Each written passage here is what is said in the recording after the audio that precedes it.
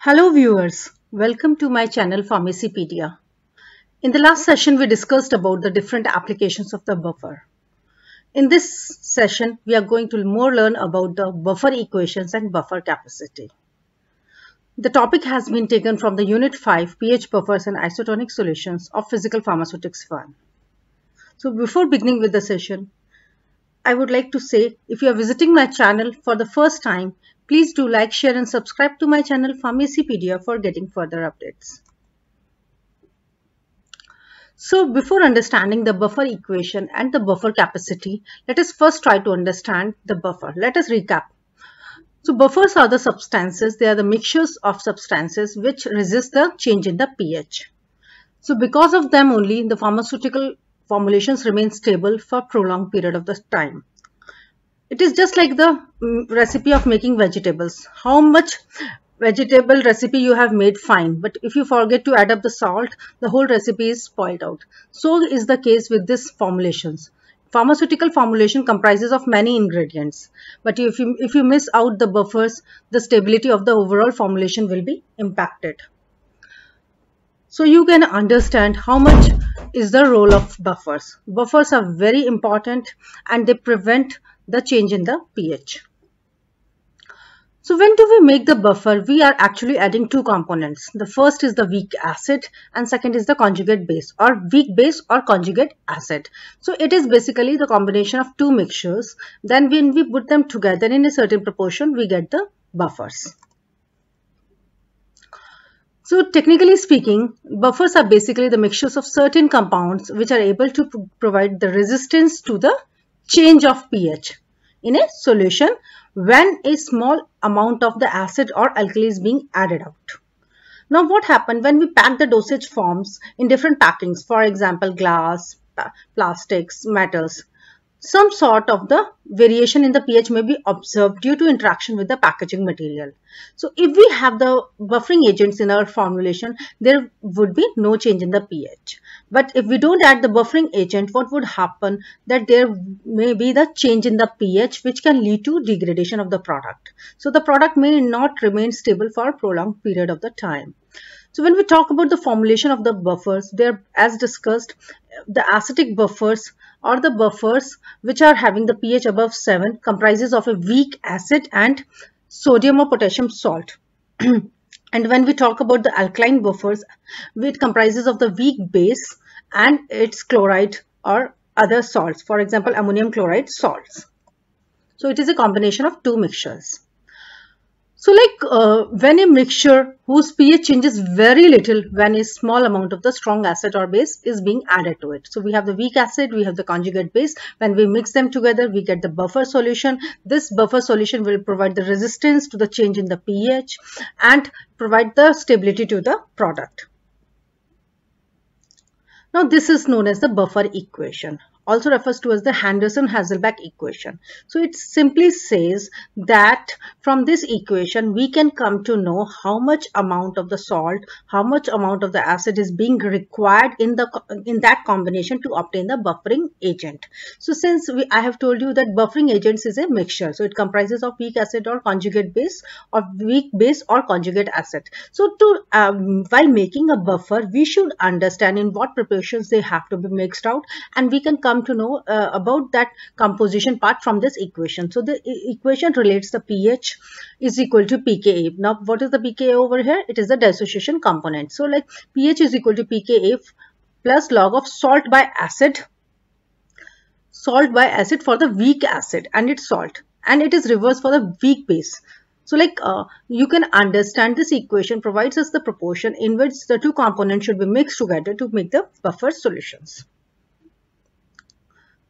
Now pH of the buffer as well as the change in the pH of a solution while we add the acid or alkali is measured with the help of a buffer equation.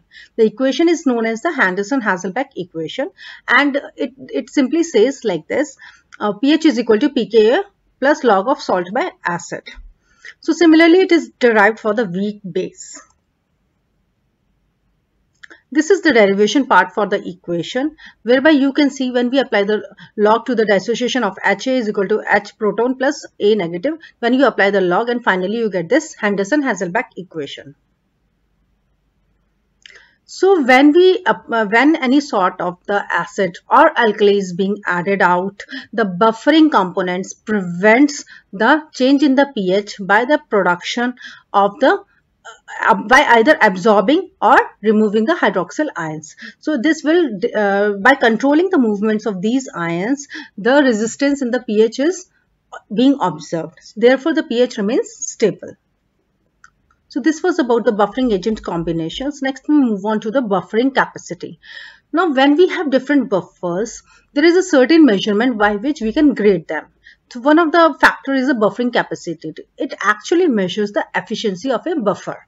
So it in resistance for the change in the pH. So when we are provided with two or more than two buffers and you have to rate them well, you can rate them well with the buffering capacity. Now this is the broad horizon whereby the different buffering agents can be rated down, and you can come to know how much total resistance in the change of the pH is being provided with this buffering capacity.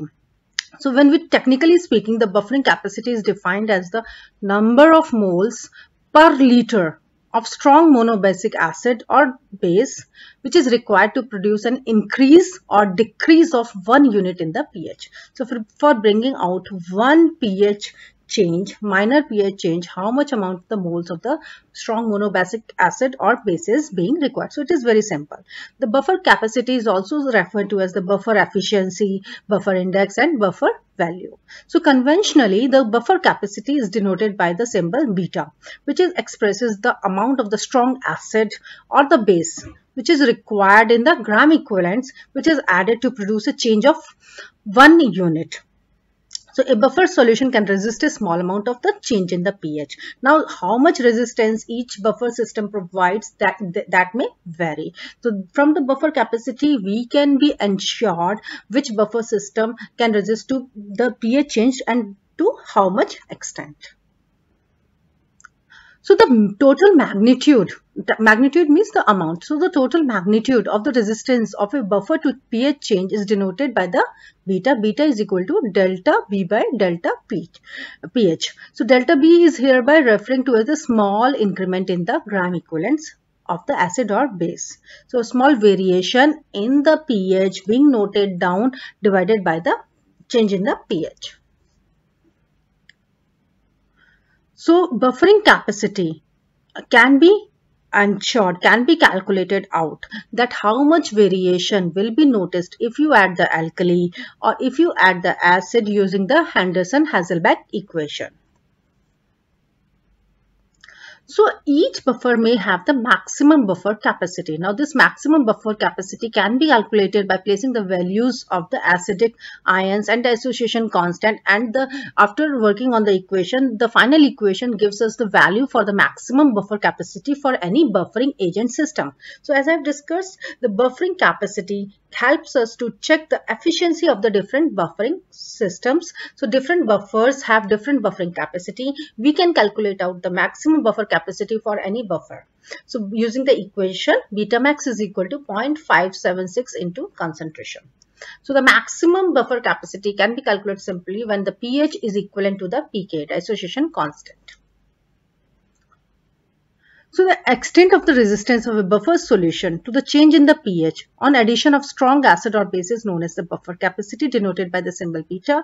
So synonyms are like buffer value, buffer index, buffer efficiency, or buffer coefficient. So beta is equal to delta A, that is change in the acid value, or delta B, which is the little increment due to the gram equivalent of the either strong acid or the strong base, which actually results in the change in the pH. So the lower the pH, the lower the change in the pH of a solution on addition of acid or base, higher will be the buffer capacity. So you can say they are inversely related. So basically, buffer capacity depends on two factors. The first is the ratio of salt and acid or base and total concentration of the buffers, total amount of the. So if your buffer amount is more, definitely more resistance would be provided. So it again depends on the calculation. So technically speaking, buffer capacity of any buffers can be calculated using the number of moles of hydroxyl or the proton added divided by the pH change noticed and multiplied by the volume of buffers in the liter. So the total quantity of the buffers. So using the equation, you can calculate out the buffer capacity. Now the limit of the ability of a buffer to maintain the pH level.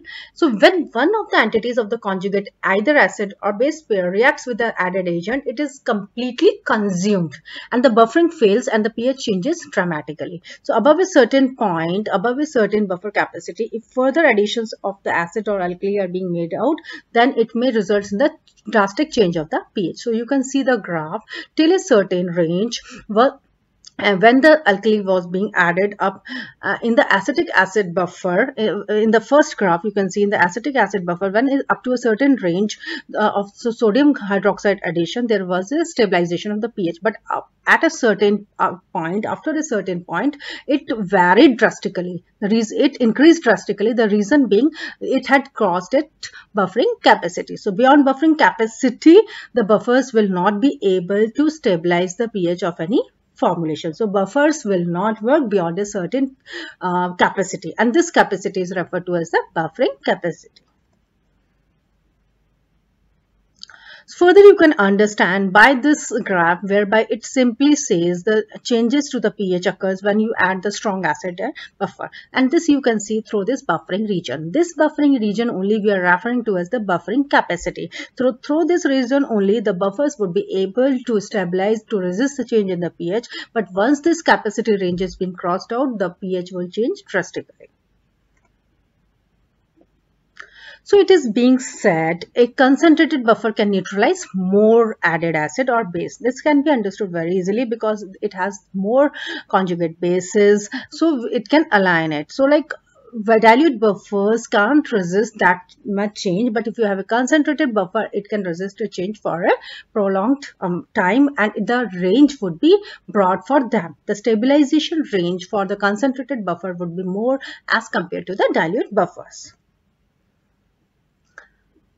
I hope this will really help you in understanding the buffer systems, different buffers, buffering capacity, and the buffering equation. Thank you so much for watching the video. Please do like, share, and subscribe to my channel Pharmacypedia for getting further updates.